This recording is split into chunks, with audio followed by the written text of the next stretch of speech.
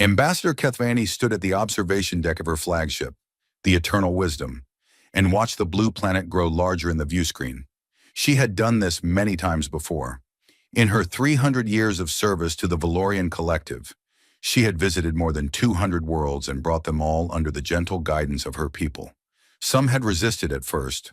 All had eventually accepted the truth that the Collective knew best. Earth would be no different. "Ambassador, we are entering high orbit," announced her navigation officer, a young male named Teverus, who had served under her for only 50 years. He was still eager, still excited by first contact missions. Kethvani remembered feeling that way once, long ago. "Very good," she said, keeping her voice calm and professional. Signal the fleet to take standard intimidation positions. I want our ships visible from every major population center on the daylight side." The order went out, and 12 massive vessels began to move. The Valorian survey fleet was not a military force in the traditional sense. They carried weapons, of course, but their true power lay in their size and their technology. When a primitive species looked up and saw ships that could block out the sun, they understood their place in the universe very quickly. Kethvani turned to her science officer, an elderly female named Mothra, who had been with her since the beginning. "What do our latest scans tell us about the inhabitants?" Mothra pulled up the data on her console. "They call themselves humans, carbon-based life forms, bilateral symmetry, warm-blooded. They have spread across most of their planet's landmasses and have a population of approximately 8 billion individuals." 8 billion, Kethvani repeated. "That is a large number for a single world. They must be putting great strain on their resources." "Indeed, Ambassador, our probes detected significant environmental degradation, rising temperatures, polluted waters, destroyed forests. At their current rate of consumption, they will face serious problems within a few of their generations." This was not unusual. Most primitive species went through a period of reckless growth before they learned to manage their worlds properly. The Collective's intervention usually came just in time to prevent complete ecological collapse. It was one of the many services they provided to younger civilizations. "And what about their technology?" Kethvani asked. Mothra made a sound that might have been a laugh. "Primitive, Ambassador. They have only recently developed nuclear fission, and they use it primarily for weapons rather than power generation. Their space program is limited to their immediate planetary system, and they have only sent crude robotic probes to their neighboring worlds. Their fastest vessels would take thousands of years to reach even the nearest star." "Any signs of unified government?" "None. They are divided into approximately 200 separate political units, many of which are in conflict with each other. They fight wars over resources, ideology, and sometimes simple pride. They have not yet learned that cooperation is the only path to survival." Kethvani nodded slowly. This was exactly what she had expected. Alas, the humans were at a critical stage of development, advanced enough to destroy themselves, but not wise enough to prevent it. They needed guidance. They needed the Collective. "Very well, Shushon," she said. "Begin the standard first contact protocol. Broadcast our message on all frequencies they might be monitoring. Let them know that the Valorian Collective has come to offer them a place in galactic civilization." The message went out across the planet, transmitted in every language the probes had identified. It spoke of peace, of friendship, of the great benefits that came with joining the Collective. It promised technology that would solve their energy problems, medicine that would cure their diseases, and wisdom that would end their conflicts. All they had to do was accept Valorian guidance and follow Valorian rules. But Kethvani watched the planet below and waited for the panic to begin. It always started the same way. First came the shock, the disbelief, the frantic attempts to confirm that the alien ships were real. Then came the fear, the religious fervor, the military posturing that never amounted to anything. After that came the arguments, the debates about how to respond, the power struggles between those who wanted to fight and those who wanted to surrender. Finally, inevitably, came the acceptance. The primitive species would realize that resistance was impossible and that cooperation was their only option. The whole process usually took a few local days. Sometimes it took weeks if the species was particularly stubborn, but it always ended the same way, with the primitives bowing their heads and accepting their new place in the order of things. when Kethavani had no reason to think the humans would be any different.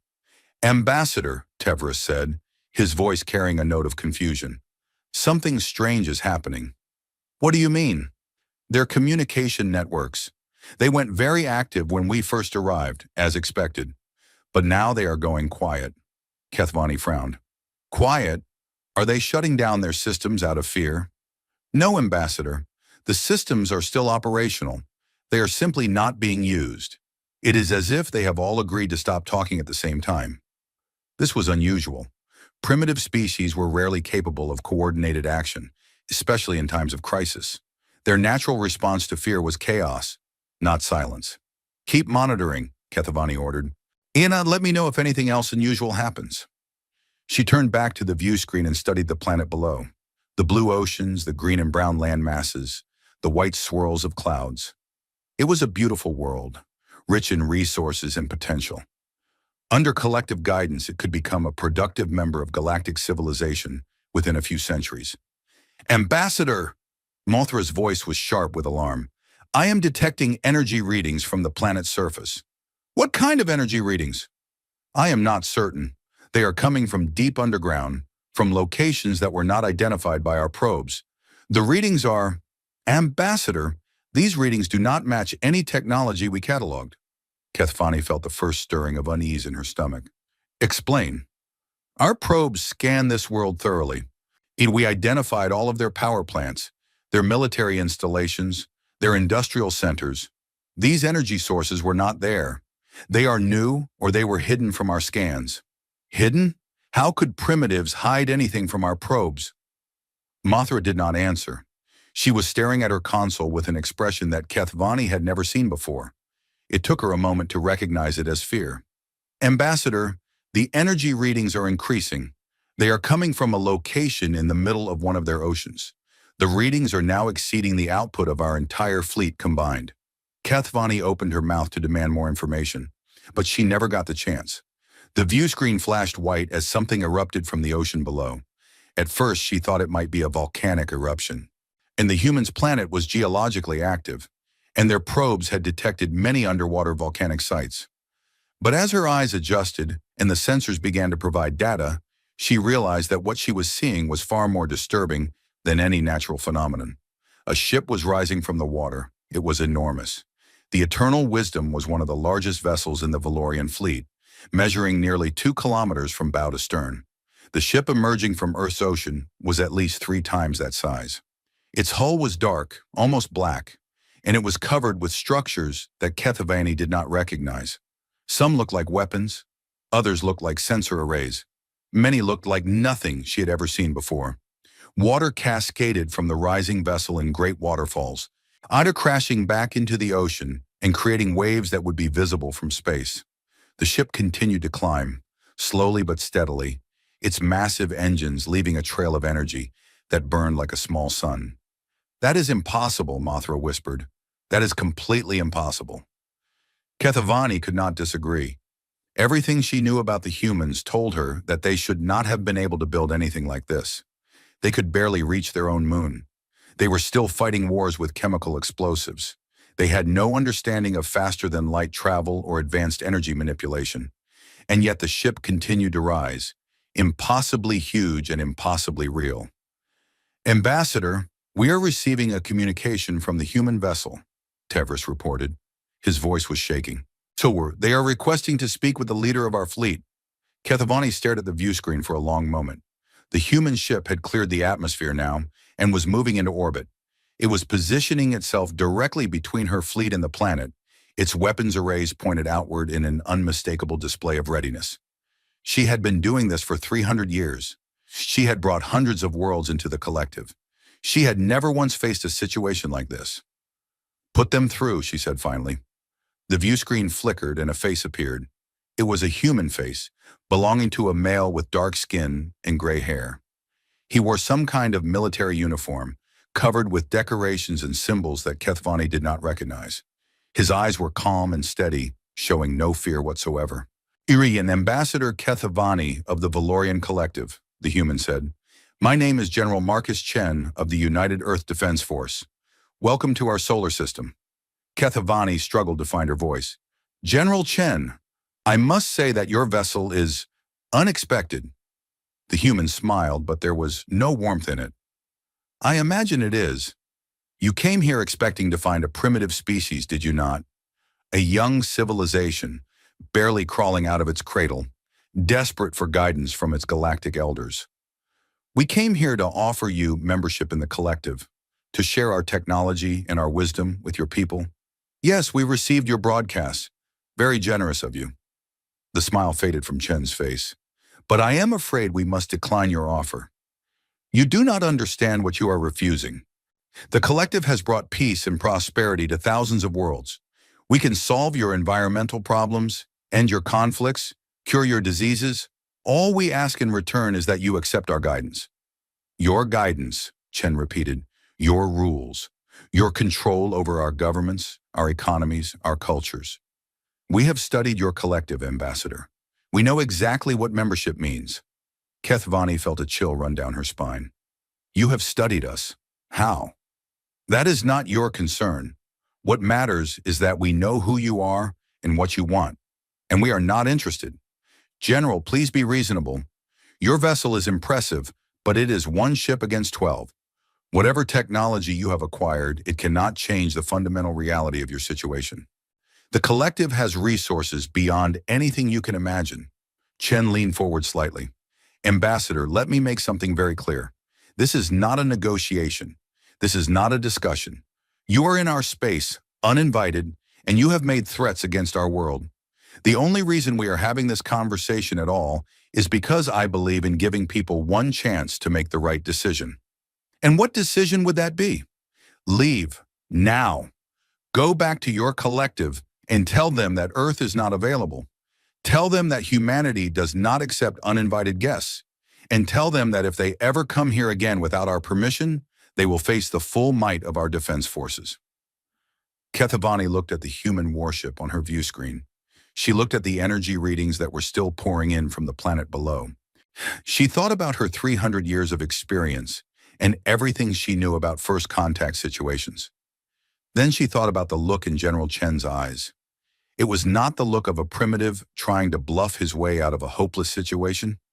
It was the look of someone who held all the cards and knew exactly how he was going to play them. I will need to consult with my government, she said finally. Chen nodded. You have 24 of our hours. After that, my patience will run out. The view screen went dark, and Kethvani was left staring at the impossible ship that hung between her fleet and the planet below.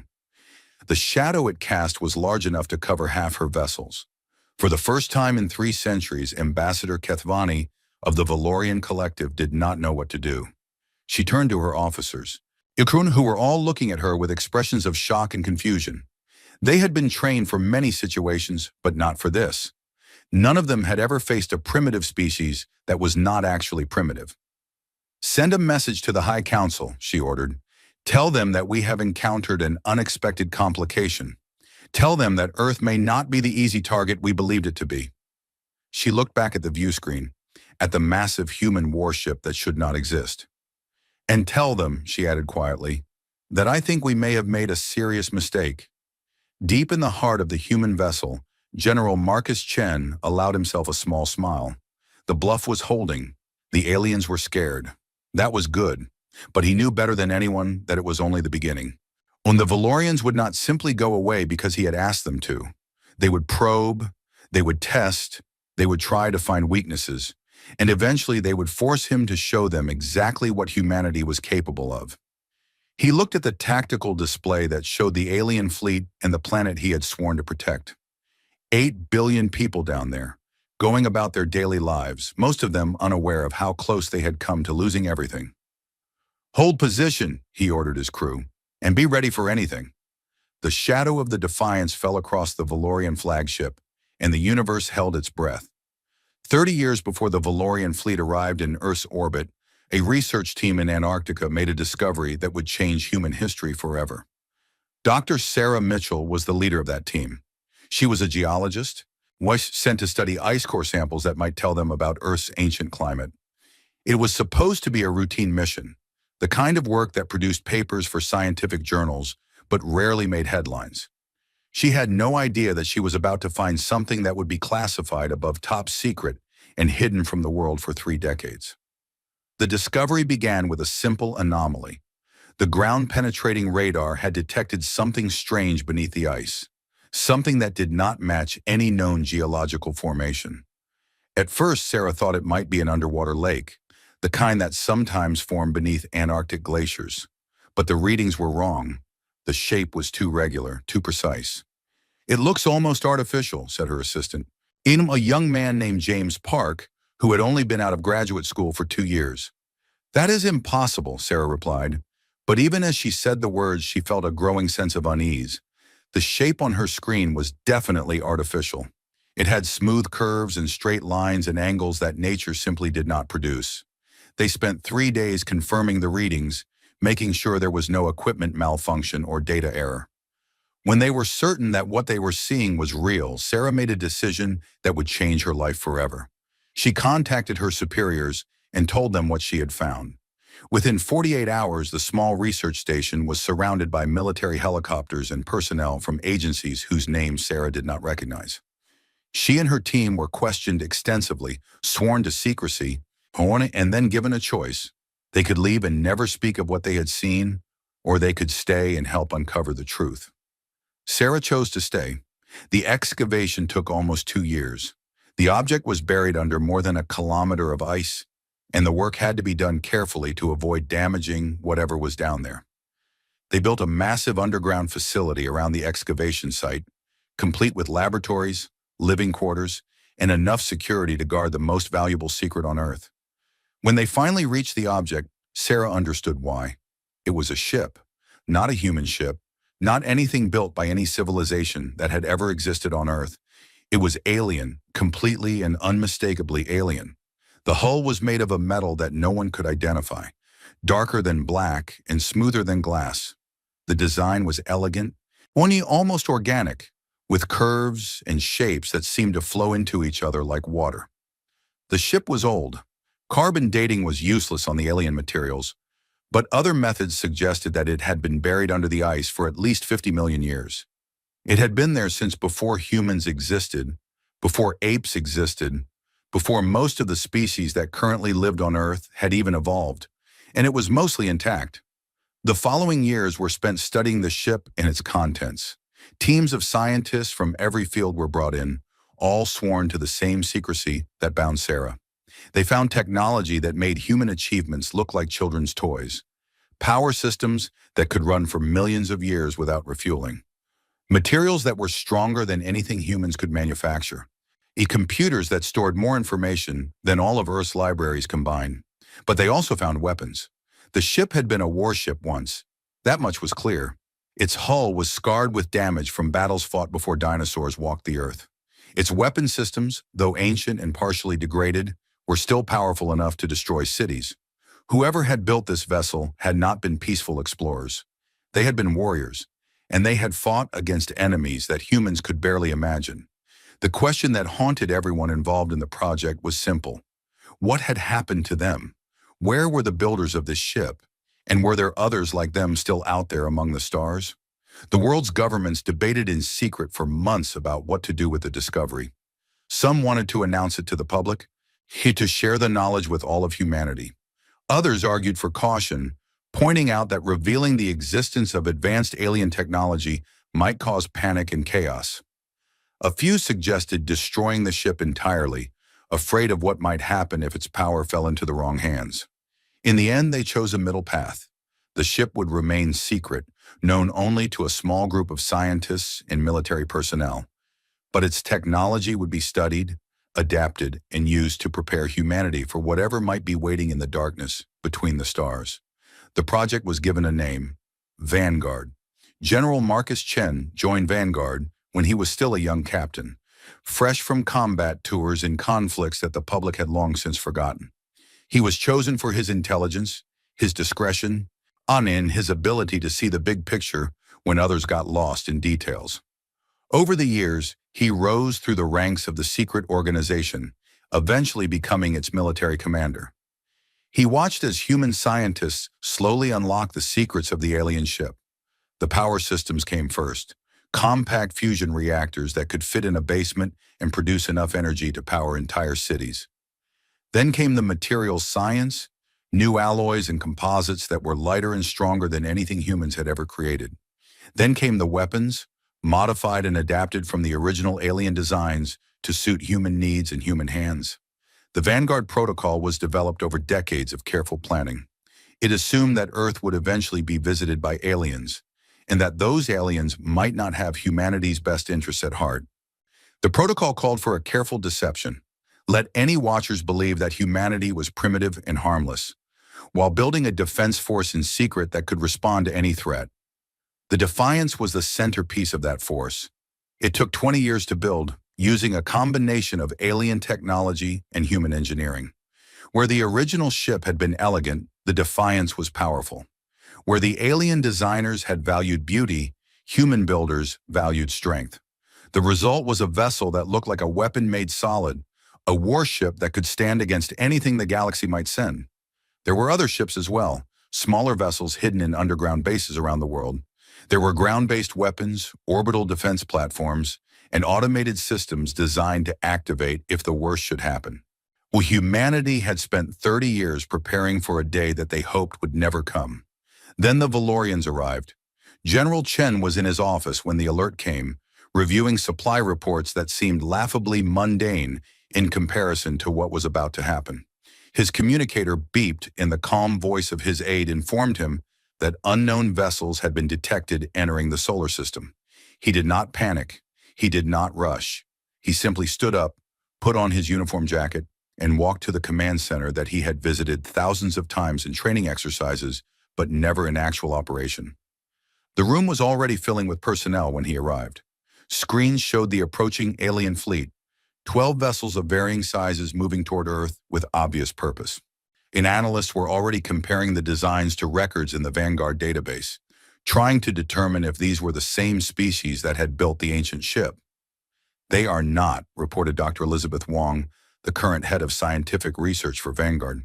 She was standing beside the main display, her face pale but her voice steady. The technology is different. These vessels are less advanced than the ship we found, though still far beyond anything we can build conventionally. Less advanced, Chen repeated. How much less? Difficult to say precisely, but based on their energy signatures and hull compositions, I would estimate they are perhaps a few thousand years ahead of conventional human technology. Impressive, but not insurmountable. Chen nodded slowly. This was actually good news. Though he was careful not to show too much optimism, the species that had built the original ship had been unimaginably advanced, probably millions of years beyond humanity. If these newcomers were only a few thousand years ahead, then the Defiance and its alien-derived weapons might actually stand a chance. What are their intentions, he asked. Unknown, but they are broadcasting a message on all frequencies. Elizabeth touched a control, and the message played through the room's speakers. It spoke of the Valorian Collective, of membership and guidance, and all the benefits of joining a galactic civilization. Chen listened to the whole thing without expression.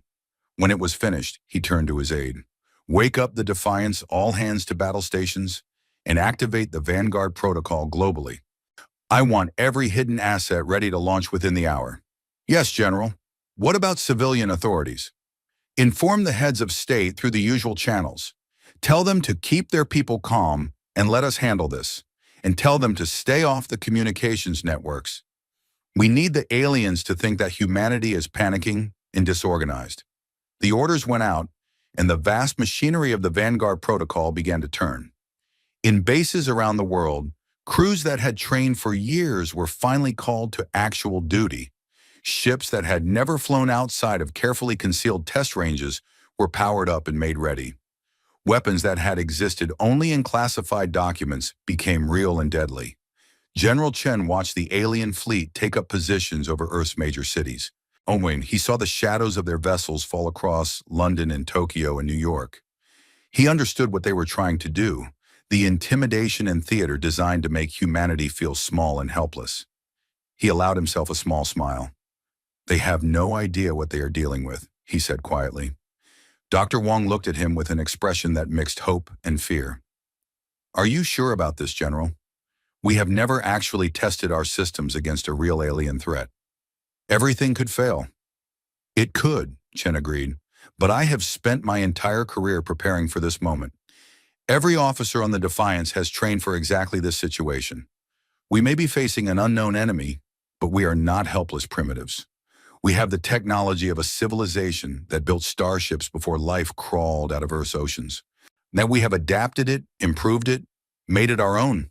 He turned to face the main screen, where the Defiance was now visible, rising from its hidden base beneath the Pacific Ocean.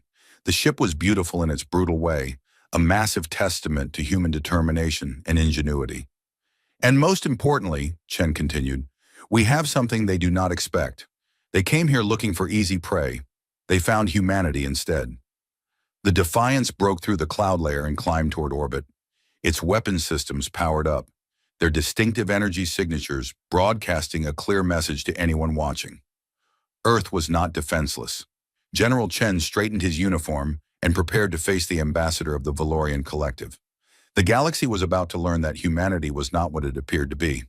In her quarters aboard the Eternal Wisdom, Ambassador Kethvani was still trying to understand what had happened. The human warship hung in space before her fleet, its weapons trained on her vessels with obvious readiness. Its design was unlike anything in the Collective's databases, combining familiar principles with completely unknown technologies. How is this possible? She demanded of her science officer. How could they have built this? Mothra shook her head slowly. I do not know, Ambassador. The energy readings from that vessel they should not exist. Some of the signatures match technologies that the Collective has never been able to develop. Others match nothing in our records at all. Could they have been contacted by another species? One that provided them with this technology? It is possible, Wayne, but there is no record of any species in this region of space capable of building something like this. The nearest advanced civilizations are thousands of light years away, and none of them would have any reason to arm a primitive world against the Collective. Kethvani stared at the human ship on her view screen. It was called the Defiance according to the identification beacon it was broadcasting. An appropriate name for a vessel that seemed designed specifically to defy everything she thought she knew about the universe. We need more information, she said finally. Contact our agents in this sector. See if anyone has heard of humans or Earth or anything that might explain this situation. Yes, Ambassador. Kethvani turned back to the view screen. The human general had given her 24 hours to make a decision. So 24 hours to determine whether the Collective should fight, negotiate, or retreat. 24 hours to figure out how a species that could barely reach its own moon had somehow acquired the technology to challenge the masters of 1,000 worlds. She had a feeling that the answers, when they came, would not be pleasant. The first 12 hours of the standoff passed in tense silence. The Valorian fleet held its position above Earth, not advancing but not retreating. The Defiance remained between them and the planet, its weapons powered up and its shields active. Neither side made a move, but neither side stood down. General Marcus Chen used the time well. He ordered his crews to collect every bit of data they could about the alien vessels. Sensors probed the Valorian ships, analyzing their hull compositions, and their energy signatures, their weapon systems. The information flowed into the Defiance's computers, where analysts worked around the clock to find weaknesses that might be exploited if diplomacy failed. The picture that emerged was both reassuring and troubling. The Valorian ships were advanced, certainly more advanced than anything humanity could have built without the alien technology from Antarctica. But they were not invincible. Their shields had frequencies that could be disrupted. Their weapons had power curves that suggested limited sustained fire capability. Their engines, while efficient, were not fast enough to outrun the Defiance if pursuit became necessary. The troubling part was the numbers. 12 Valorian ships against one human vessel. Even with its technological advantages, the Defiance could not be everywhere at once. If the aliens decided to attack the planet directly, spreading their forces to strike multiple targets simultaneously, there was no way to protect everyone. We need to convince them not to fight at all, Chen told his senior staff during a briefing in the ship's command center. Our best weapon right now is their uncertainty. They do not know what we are capable of.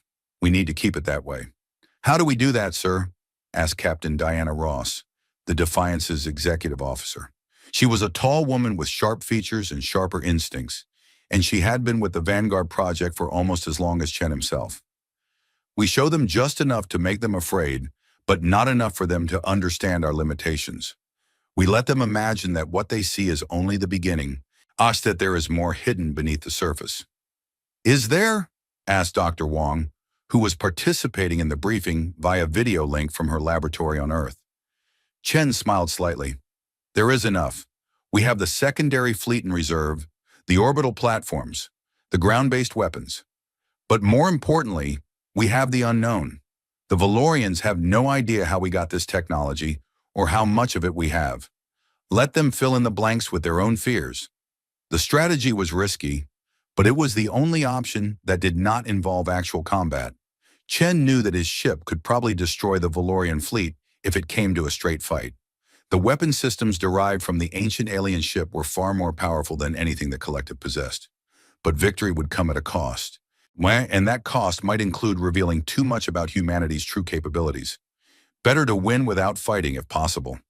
Ambassador Kethavani spent the same 12 hours in frantic communication with the Valorian Collective. The news of Earth's unexpected defense had traveled quickly through the Collective's information networks, and the responses were varied and often contradictory. Some council members urged immediate withdrawal. The humans were clearly more dangerous than expected, they argued, and the potential gains from this world did not justify the risks. Better to leave quietly and pretend that the whole incident had never happened. Others demanded action. The Collective had never been challenged by a primitive species before, and allowing this defiance to go unpunished would set a dangerous precedent. If humanity could scare off a Valorian fleet, other species might be encouraged to try the same thing. A few voices suggested a middle path. Negotiate with the humans, learn more about their technology, and then make a decision based on better information. This was the approach that Kethavani herself favored, though she was careful not to express her opinion too strongly until she had a better sense of which way the political winds were blowing. In the end, the High Council authorized her to continue diplomatic contact while gathering intelligence. She was not to withdraw, but she was also not to provoke a conflict. She was to find out everything she could about the humans and their mysterious technology and report back before any final decisions were made. It was exactly the kind of vague, cautious instruction that made Kethavani's job so difficult. The council wanted answers without taking risks, progress without commitment. They wanted her to solve the problem without actually doing anything that might cause problems of its own. Still, she had her orders. She opened a channel to the human warship. General Chen accepted the communication in his private office, a small room adjacent to the main bridge that served as both his workspace and his sanctuary. He sat behind a simple desk, his uniform perfectly pressed, his expression calm and unreadable. Ambassador Kethavani, he said as her image appeared on his screen, I was beginning to think you had forgotten about me. General Chen, I have been in communication with my government, as I said I would be. And what has your government decided? Kethavani chose her words carefully. They have authorized me to continue our discussion. We would like to learn more about your situation before making any final decisions.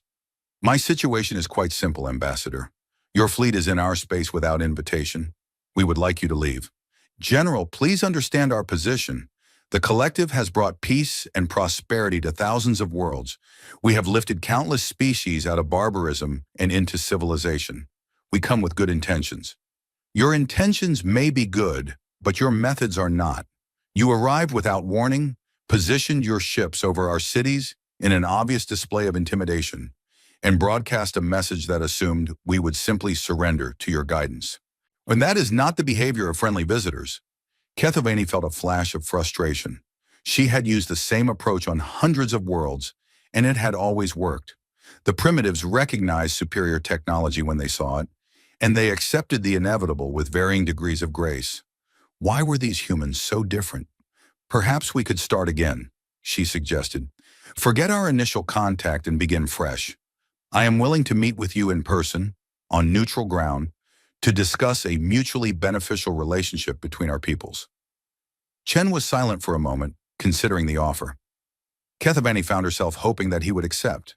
A face-to-face meeting would give her opportunities to observe the human leader more closely, to assess his weaknesses and his strengths.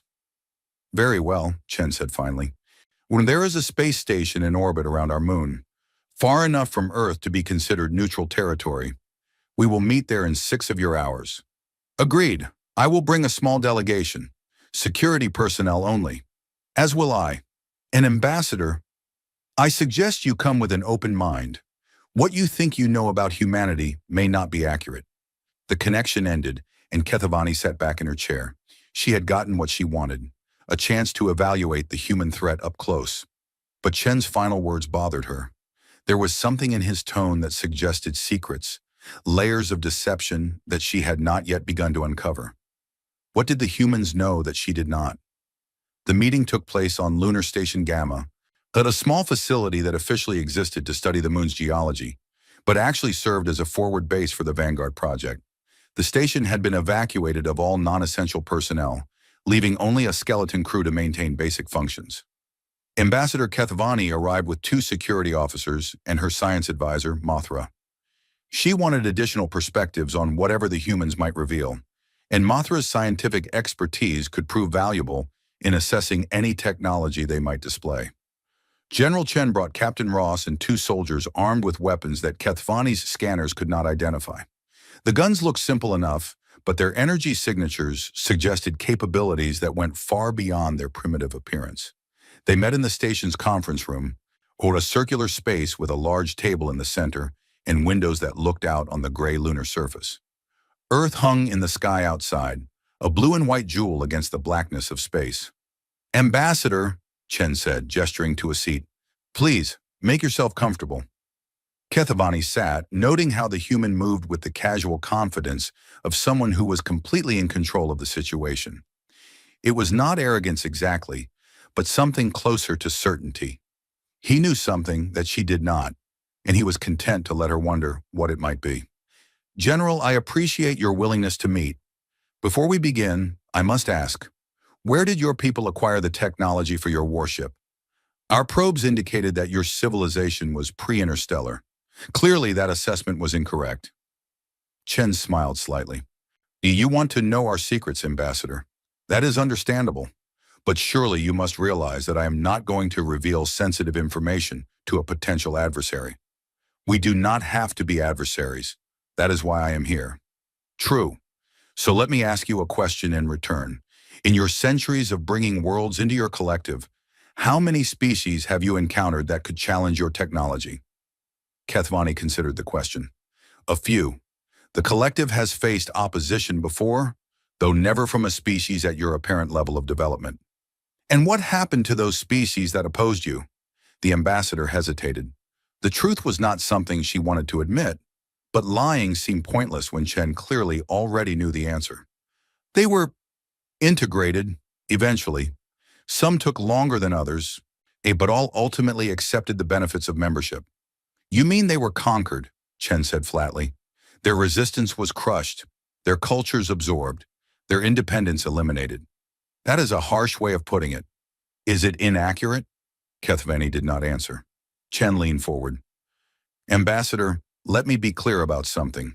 Humanity has studied your collective. We have analyzed your methods, your history, your treatment of the species you have absorbed, and we have decided that we want no part of it. How could you possibly have studied us? Your probes have never left your own system. That is what you believe.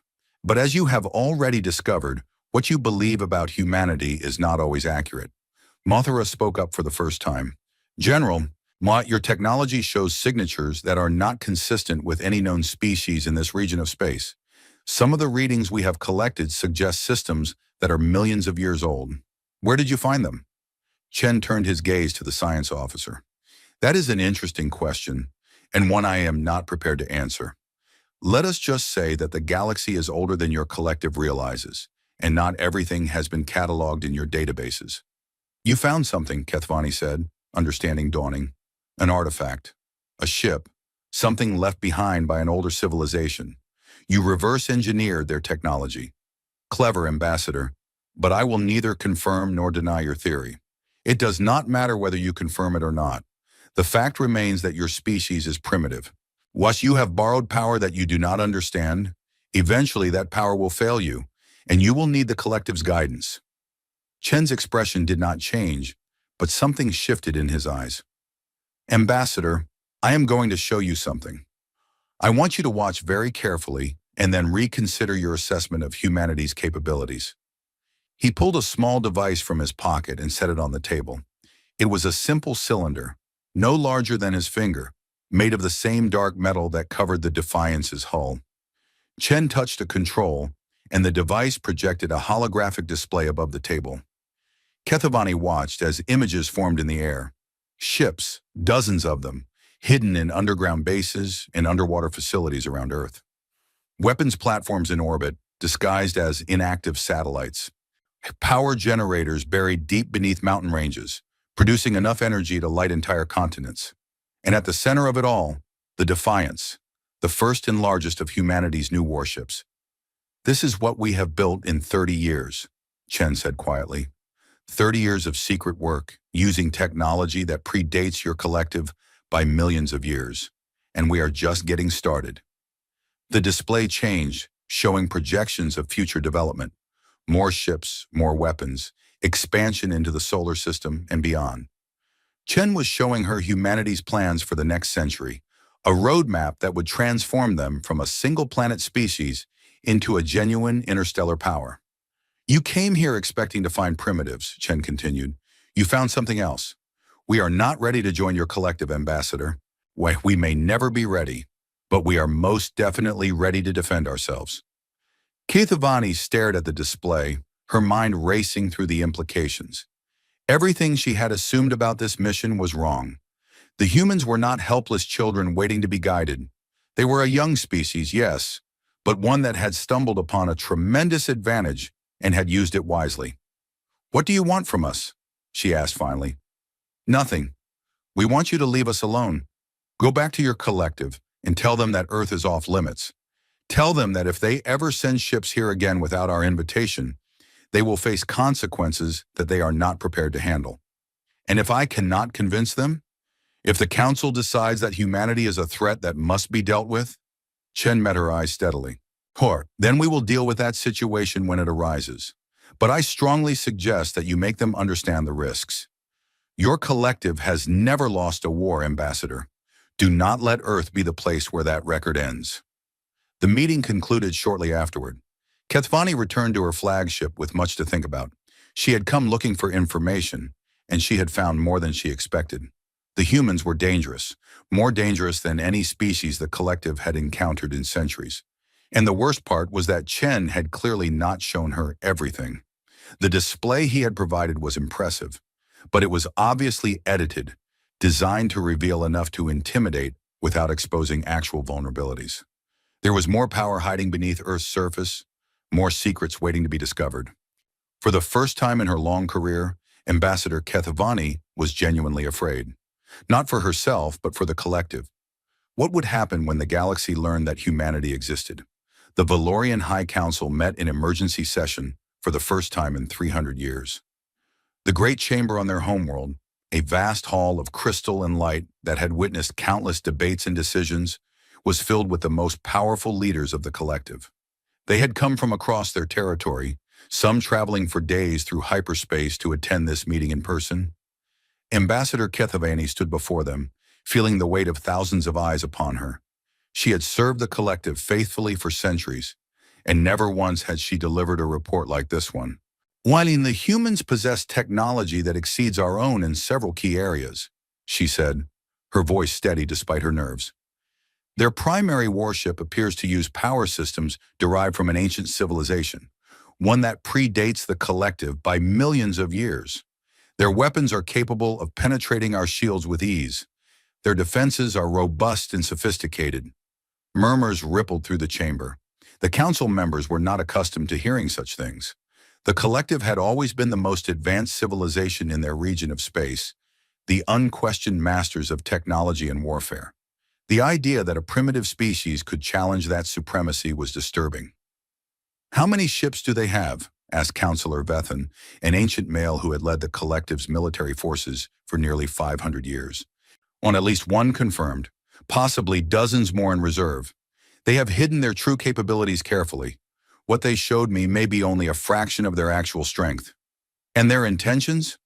They want to be left alone. The human general made it very clear that they have no interest in joining the collective and that they will fight to protect their independence. Counselor Vethan leaned forward in his seat. One species, one planet, and they think they can defy us? The collective controls thousands of worlds. We have millions of ships. Even with advanced technology, they cannot possibly resist us if we commit our full strength. Perhaps, Kethvani agreed, but at what cost? The humans have already demonstrated that they can destroy our vessels. A full-scale war would result in significant losses on our side, even if we ultimately prevail. And there is another consideration, which is, where the humans obtain their technology. If there was once a civilization capable of building such things, there may be others. Other artifacts, other discoveries waiting to be found. If we attack Earth and fail, we will have made an enemy of a species that is only beginning to understand the power they possess. Give them a few centuries, and they could become a genuine threat to the collective itself. The chamber fell silent as the council members considered her words. The collective had always operated on the assumption that they were the dominant power in the galaxy. The discovery that this assumption might be wrong was deeply unsettling. Counselor Methra, the leader of the diplomatic faction, spoke next. What do you recommend, an ambassador? Kethvani took a deep breath. She had thought about this question for the entire journey back from Earth, weighing options and considering consequences. Her answer would shape the future of the collective's relationship with humanity. I recommend withdrawal, she said. We should remove our fleet from human space and establish a policy of non-interference. We should monitor them from a distance, study their development, and wait to see how they evolve as a civilization. You would have us run from primitives? Counselor Vethan's voice dripped with contempt. I would have us avoid a conflict that we cannot win cleanly. The humans are not primitives, Counselor. They are a young species with old technology, and that is a dangerous combination. They have already surprised us once, and I do not want to find out what other surprises they may have in store. The debate continued for hours. Factions formed and reformed as different council members argued for different approaches. Some wanted war, believing that the collective's superior numbers would inevitably prevail. Others wanted negotiation, hoping that the humans might be convinced to share their technology in exchange for peaceful relations. A few even suggested allying with the humans, recognizing that their technology could be valuable against the collective's other rivals. In the end, the decision came down to a simple calculation of risk and reward. The humans had something valuable, but taking it by force would be expensive and uncertain. The collective had other concerns, other projects, other threats to manage. Earth was not worth the trouble it would cause. By a narrow margin, the council voted to withdraw. The news reached General Chen through the Vanguard Project's intelligence network, a web of sensors and listening devices that had been spread throughout the solar system years before the Valorians arrived. He was in his quarters aboard the Defiance when his communication console chimed with the alert. They are leaving, Captain Ross reported, her voice carrying a mixture of relief and disbelief. The whole fleet is powering up their drives. They will be out of the system within a few hours. Chen nodded slowly, allowing himself to feel a moment of satisfaction. The gamble had paid off. The Valorians had looked at humanity and decided that the cost of conquest was too high. They were retreating, at least for now. Maintain our position until they are completely gone, he ordered. I do not want any misunderstandings at this stage. Yes, sir. What about the secondary fleet? Keep them in reserve. There is no need to reveal more than we already have. He ended the communication and sat back in his chair, staring out the window at the stars. The crisis was over, but he knew that it was only a temporary victory. The Valorians would be back eventually, or others would come. The galaxy was vast and full of civilizations that might see Earth as a target or a threat. Humanity needed to be ready. He began composing a message to the world's leaders, the small group of people who knew the truth about Vanguard and the alien technology hidden beneath Earth's surface. The message was simple. The immediate threat had passed, but the long-term challenge was just beginning. They needed to accelerate their preparations, build more ships, develop more weapons, expand their reach beyond their own solar system. The Valorians had given humanity a gift, though they did not know it. They had provided a test, a chance to prove that the Vanguard protocol worked, And they had demonstrated that the galaxy was exactly as dangerous as the project's founders had always feared. Chen finished his message and sent it on its way. Then he turned to another task, one that he had been putting off since the crisis began. The ancient ship in Antarctica had been studied for 30 years, but there was still much that remained unknown. Its databases contained information about civilizations and technologies that humans had barely begun to understand. Its star charts showed regions of space that the Valorians had never explored. Its history recorded wars and alliances that had shaped the galaxy millions of years before the collective existed. Chen had access to all of this information, but he had always been cautious about using it. The Vanguard project's priority had been defense, not exploration. They had focused on building weapons and ships, not on understanding the broader context of the universe they were entering. That needed to change. He opened a secure channel to Dr. Wang's laboratory. "Elizabeth, I need you to restart the translation project. I want to know everything that ship can tell us about who built it, why they were fighting, and what happened to them." Wang's voice came back, surprised but eager. "That could take years, General. The linguistic databases alone are enormous, and much of the context has been lost. Then we had better get started. We, the Valorians, are leaving, but they will be back, or someone else will come. We need to understand the galaxy better than we do now. I will begin immediately, but may I ask what prompted this change in priorities?" Chen thought about the ambassador's face during their meeting, the mixture of fear and calculation in her eyes. The Valorians had been surprised by humanity's technology, but they had not been truly afraid. They had withdrawn because the cost was too high, not because they believed they could not win. Next time might be different.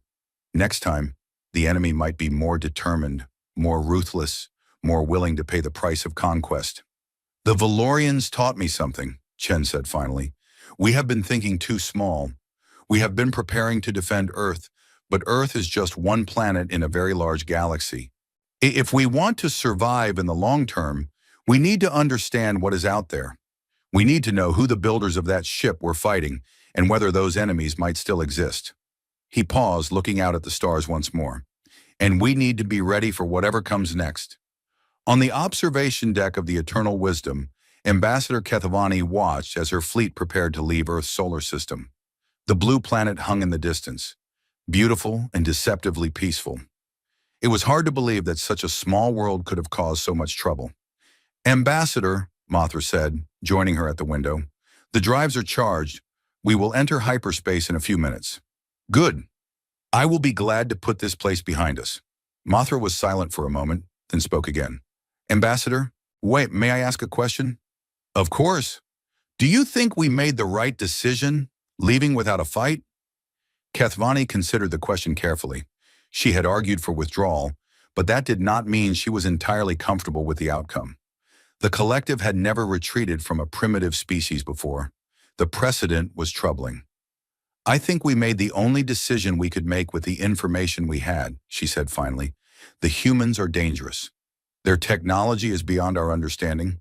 Fighting them would have been costly and uncertain. But we could have won. Perhaps, but winning is not the same as succeeding.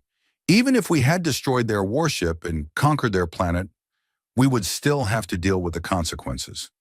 Other species would learn that the collective can be challenged. The humans themselves would continue to resist, as conquered peoples always do. And somewhere out there, there might be more technology like what they found, more ancient weapons waiting to be discovered." She turned away from the window. "No, retreat was the right choice, but it is not the end. We will watch the humans. We will study their development, and when the time is right, we will return. And if they continue to grow stronger," Kethavani smiled, though there was no warmth in it, "then we will find other ways to deal with them. The collective has been patient before. We can be patient again." The Eternal Wisdom shuddered slightly as its hyperspace drives engaged. The stars stretched and blurred, and then the ship was gone, leaving Earth's solar system as suddenly as it had arrived. General Chen watched from the bridge of the Defiance as the last Valorian vessel disappeared. The sensor displays showed empty space where 12 alien ships had been just moments before. The crisis was truly over. "Stand down from battle stations," he ordered. "Begin standard patrols. I want every sensor we have watching for any sign of their return." His crew moved to comply, the tension in the room slowly giving way to relief. They had done it. They had faced an alien invasion and won, not through fighting, but through careful preparation and strategic deception. Chen allowed himself one moment of pride before turning his mind to the future. The Valorians would be back, of that he was certain. Or others would come, drawn by curiosity or greed or fear. The galaxy knew about humanity now, and that knowledge could not be erased. When he looked down at Earth, the planet he had sworn to protect, 8 billion people lived down there, most of them unaware of how close they had come to losing everything. They would go on with their lives, their conflicts, their dreams and disappointments. They would never know the truth about the ships hidden beneath their oceans or the weapons pointed at their skies. That was how it had to be, at least for now. The world was not ready to learn that it was not alone in the universe. But someday, perhaps, the secret would be revealed. Someday, humanity would look up at the stars and know that they had a place among them. Until then, the Vanguard Project would keep watch, and General Marcus Chen would be ready for whatever came next. The shadow of the Defiance passed slowly over Earth, a silent guardian in the darkness between the stars. 5 years passed after the Valorian withdrawal. In that time, humanity changed in ways both visible and hidden. On the surface, life continued much as it always had. People went to work, raised families, argued about politics and sports and the small dramas of daily existence. The world's nations continued their ancient rivalries, though the shadow governments that controlled the Vanguard Project worked quietly to reduce tensions wherever possible. A united humanity was a stronger humanity, and strength was what they needed most. Beneath the surface, the transformation was more dramatic. The Vanguard Project expanded rapidly, building new ships and training new crews. The Defiance was joined by sister vessels, the Resolve, the Vigilance, the Determination. Each one was a masterpiece of combined human engineering and alien technology, and were capable of fighting anything the galaxy might send against them. General Chen retired from active command 3 years after the Valorian crisis, passing leadership of the project to Captain Diana Ross, now promoted to Admiral. He remained involved as a consultant and advisor, his experience too valuable to lose entirely. But the daily responsibilities fell to younger officers, the next generation of defenders who would carry humanity's torch forward. Dr. Elizabeth Wong made the breakthrough that everyone had been waiting for. After years of painstaking work, her team finally cracked the translation algorithms for the ancient ship's databases. The information that poured out changed everything they thought they knew about the galaxy. The ship had belonged to a species called the Architects. They're a civilization so old that they had risen and fallen before most of the galaxy's current inhabitants had evolved. They had not been conquerors like the Valorians. They had been builders, creating vast structures throughout the cosmos that served purposes humanity could only guess at. But they had also been warriors when necessary. The scars on the ship's hull told a story of desperate battles against an enemy that the databases called only the Darkness. The war had lasted for millions of years, spreading across galaxies and claiming countless lives. In the end, neither side had truly won. The Architects had faded into extinction, their great works falling silent, and the Darkness had retreated to somewhere beyond the reach of sensors or probes. Chen read the reports in his mountain cabin, far from the busy halls of the Vanguard Project. When the information was troubling, but not surprising, he had always suspected that the galaxy was more dangerous than anyone realized. The ancient ship was proof that civilizations could rise to incredible heights and still fall to threats they could not overcome. But there was hope in the databases too. The Architects had left behind more than just the one ship buried beneath Antarctic ice. There were caches of technology scattered throughout the galaxy, hidden in places that the Valorians and other current civilizations had never found. Some were weapons designed to fight the Darkness. Others were tools for building and creating, machines that could terraform planets or construct habitats in the emptiness between stars. If humanity could find these caches, they could become something more than defenders. They could become true players on the galactic stage, capable of shaping the future rather than just surviving it. Admiral Ross authorized the first exploration missions within months of the translation breakthrough. Ships equipped with the star charts from the ancient database set out for distant corners of the galaxy, searching for the Architects' lost treasures. Some missions found nothing. Others discovered artifacts that were damaged beyond repair. But a few returned with prizes that made all the effort worthwhile. The second alien cache was found orbiting a dead star, 300 light-years from Earth. It was smaller than the Antarctic ship, but its technology was more advanced in certain ways. The power systems it contained could generate energy from the fabric of space itself, drawing power from the quantum fluctuations that existed everywhere in the universe. When human engineers adapted this technology for use in their ships, the range and capability of the Vanguard fleet increased dramatically. The third cache was found buried on a frozen moon at the edge of a distant solar system. It contained weapons, terrible weapons designed to destroy threats on a planetary scale. Chen argued against bringing this technology back to Earth, fearing what might happen if it fell into the wrong hands. But the decision was not his to make anymore, and the weapons were brought home and placed under the heaviest security the project could provide. News of humanity's expansion eventually reached the Valorian Collective. Ambassador Keth Vani, now retired from active service, learned of it through the intelligence network she still maintained. The reports were concerning.